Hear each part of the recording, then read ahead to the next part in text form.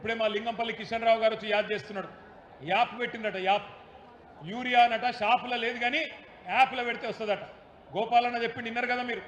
ఎంతమందికి ఉంటుంది smart phone, ఎంతమందికి ఉంటుంది యాప్ డౌన్లోడ్ చేసే తెలివి, ఎంతమందికి ఉంటుంది యాప్ను వాడే తెలివి.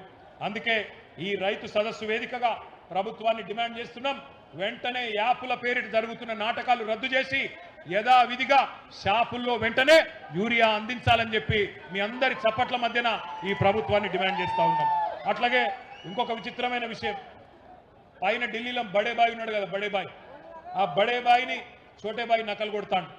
బీజేపీ వాళ్ళు కూడా ఆ మధ్యకాలంలో కిసాన్ యాప్ అని తెచ్చింది ఒకటి, కిసాన్ కపాస్ యాప్ అని. దాన్ని పత్తి రైతుల కోసం పెట్టింది. అందులో నేను ఆదిలాబాద్ పోయినా ఒకరోజు, ఆదిలాబాదు ముదోలా ప్రాంతంలో పోతుంటే మనం బయలుదేరినాక భయపడి అప్పటిదాకా ఉన్న సీలింగ్ను 7 క్వింటాలు సీలింగ్ పెట్టిండ్రు అలా పత్తి రైతులకు. అది ఎత్తేసి మళ్ళా కొనుడు మొదలు పెట్టింది.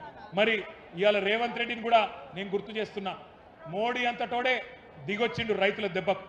4 నల్ల చట్టాలు తెచ్చి రైతుల గొంతు కొయ్యాలని చూస్తే ఢిల్లీని చుట్టుముట్టి దిగ్బంధించి మోడీ సంవత్సర కాలం తర్వాత క్షమాపణ చెప్పేటట్టు చేసిన ఘనత ఈ భారతదేశంలో ఉండే రైతన్నలది. నువ్వెంత, నీ స్థాయి ఎంత అని చెప్పి నేను అడుగుతా ఉన్నా.